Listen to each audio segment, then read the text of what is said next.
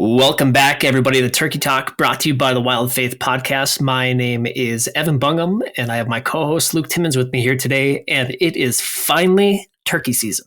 Well, almost. We're 2 days away. We're close. Yeah. So very exciting times, not only for the podcast, for everybody, but for everybody in the state of Minnesota, and I think Wisconsin too. There's a couple other states that kick off relatively around the same time. Yeah, I'm ready to not stop talking about turkeys, but ready to actually start hunting turkeys. I'm ready to tell stories about relative turkey hunts. Right. In-field action. Yeah. But no, for this we wanted to just... Yeah, it's been... Go ahead. No, you're good. I was saying it's been a grind here these last, 3-4 months talking about turkey hunting, and we're going through every little bit of information that we know and trying to get it out there. And then it's like we're just chomping at the bit trying to get out and turkey hunt. It's like it's finally time now. It's finally here. But so I mean, I think with this one we just kind of wanted to talk about the differences between, solo versus group hunting, whether it's what those tactics look like, what the enjoyment, for each of us is. So we just kick off with solo hunting. What is it? Why do you prefer solo hunting? For me, solo hunting, I look at it where it's like typically my spring for turkey hunting, I am busy taking people out turkey hunting. I thoroughly love taking out family and friends. Like that is my biggest kick on turkey hunting, is taking people out and getting them to enjoy those experiences. But I think of last year in particular where, I shot my first bird in Minnesota with a gun in like 10 years because I'd normally bow hunt every year. And that was a solo hunt. Super cool morning, just something I'll never forget. If you haven't watched the video, go watch it. That dropped a couple weeks ago. And then, flash forward a couple weeks later, we're out hunting the Black Hills. We hunted together like the whole entire time until I think it was like the last day and a half. And then we split up.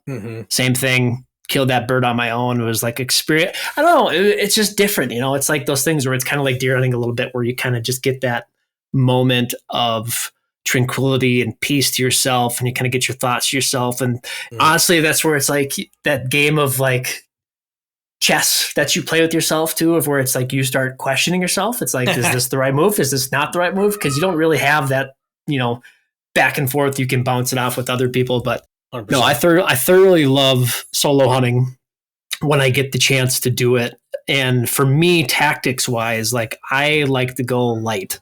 I have learned through the years, and I've cut my teeth and I've licked my wounds of carrying too much gear out there by myself, including camera gear, blinds, decoys, the whole gamut of stuff. And where it's like, I appreciate now where I can just go out by myself. I've got my turkey vest, I've got my bow, or if I'm taking my shotgun, either or, and that's it.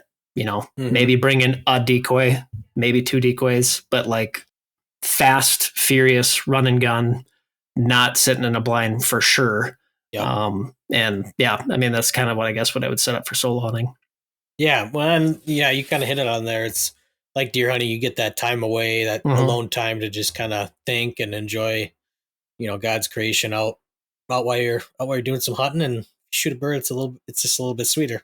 It's a little bit sweeter. Yeah. And it's springtime too. It's different than fall. It isn't like, it's just like the woods is like, that's my favorite thing about turkey hunting, I guess, is where it's just like the woods comes alive. It's like the birds start chirping, turkeys are gobbling, and it's just like things are starting to get greener, and it's exciting times. But, like I said, though, I love group hunting too. And like, there's so much enjoyment, I think, from hunting with other people. Cause it's one of those, you can hunt with other people deer hunting. You can. Yeah. It's just, we gotta be a lot quieter. It's a lot. It's just different. Like when you're sitting, you're doubled up in a tree stand. Yeah, that'd be interesting. Not doubled up in a tree stand, but like doubled up, like saddle, or you're sitting like tree stand. If you're filming and stuff like that, where that's a lot of fun too. But it's logistically, in my mind, a lot harder to like be successful with that aspect compared to where it's like, all right, we're going to go out and we're going to get a double today. Or for sure one of us is going to get a bird and we're going to enjoy that moment together. Like that's, I don't know. I love hunting with other people. For turkey hunting, I think it's so fun. It's the camaraderie, and that goes a lot like with waterfowl hunting too, is waterfowl hunting is a little different. You can you can actually sit and like kind of talk, until there's Yeah. birds working. But you get that camaraderie. You get to just kind of be out in creation and having a conversation with somebody, and just doesn't need to be about hunting, kind of thing. It's just a nice reprieve, like we talked about with solo, but nice reprieve from the day-to-day grind where you guys, or whoever you're hunting with, you can just, relax.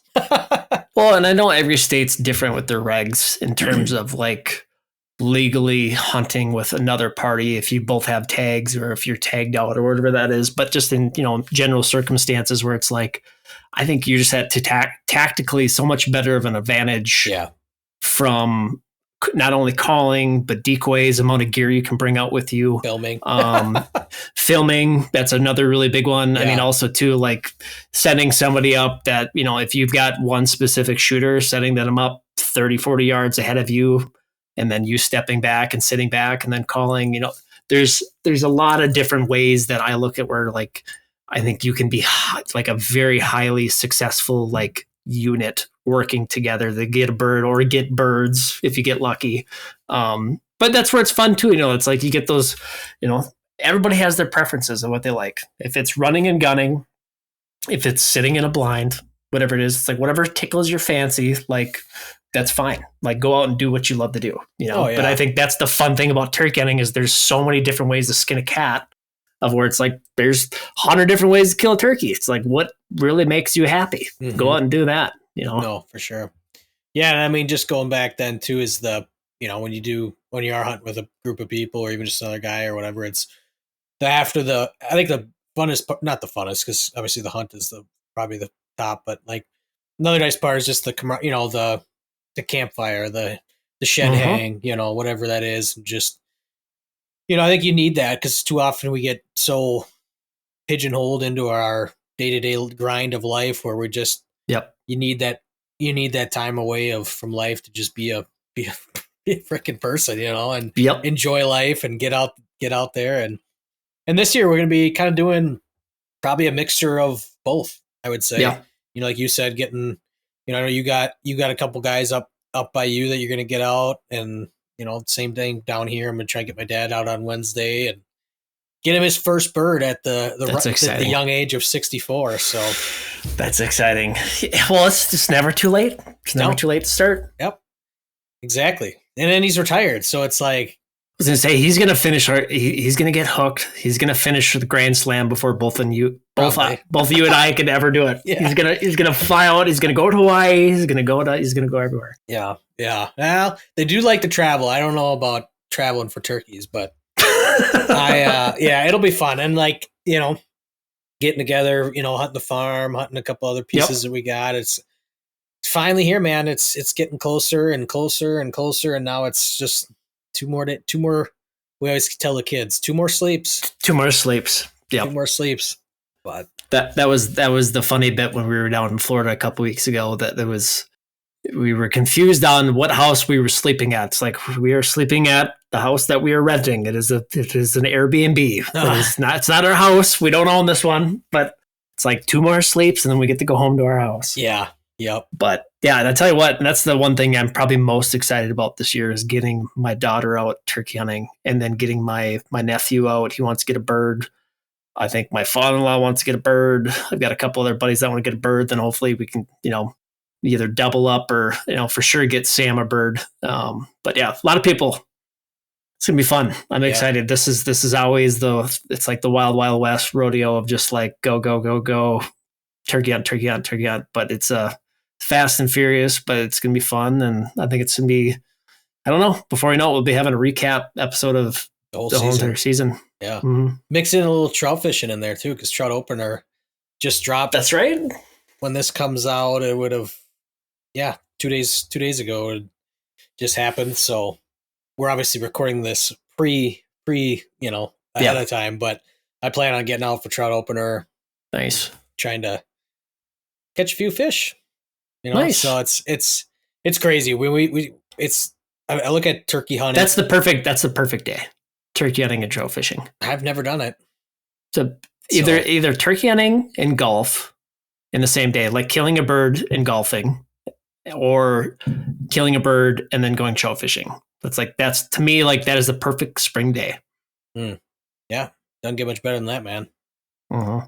But yeah, dude, it's gonna be fast. I mean, I look at like the spring turkey hunting season as like the springboard into the rest of the year, because summer, no matter what you're doing, you know, you're obviously not hunting, at least by us, anyways. But you know, there's just It's always busy. It's always busy. You look at the calendar, there's nothing on the calendar, and all of a sudden it's the end of August, and you're like, where did the summer go? Yep.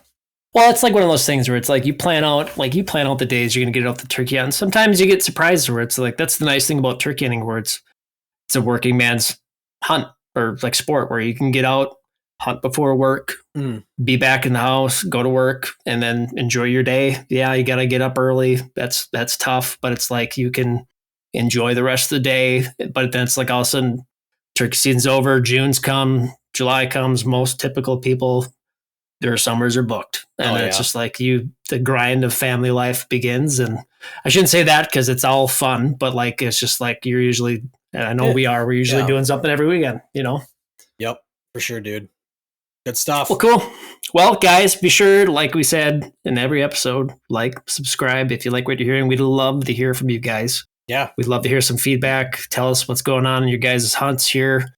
You know, like I said, this episode's dropping, kicking off here for Turkey Week in Minnesota. Love to know where you guys are hunting across the United States, and good luck. And we look forward to hearing and seeing some pictures, and be sure to DM us. For sure, dude. Awesome. Thanks, guys. Thank you for joining us on this journey through faith in the great outdoors. We hope today's episode has inspired you to seek God's presence in the wilderness and deepen your connection with nature. If you enjoyed today's discussion, don't forget to like, follow, and subscribe to the Wild Faith Podcast on your favorite platforms, including Spotify, Apple Podcasts, YouTube, Instagram, and Facebook. By subscribing, you'll never miss an episode, and you'll continue to be a part of the Wild Faith Podcast community. We'd also love to hear from our listeners, so please don't hesitate to reach out with your questions, comments, or topic suggestions.